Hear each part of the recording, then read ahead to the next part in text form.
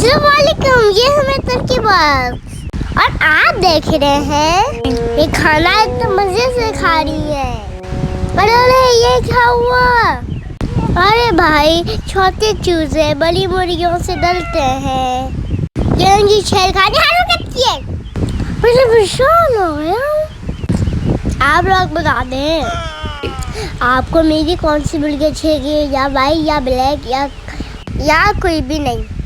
अरे देखो देखो रोलो नहीं, सब आराम से खाओ। अरे भाई खाना खाने के ही रखा है। अरे वाइट वाली मुर्गी तो मुझे इसके अंदर ही चले गई। सबसे ज्यादा ना मुझे ये वाइट वाली मुर्गी तंग करती है। अरे यार आप तो वीडियो तो देखते हैं पर लाइक नहीं करते, ना शेयर करते, सब्सक्राइब करते। भला ये भी कोई बात हुई? अब जल्दी से जाके सब सब्सक्राइब कर दे।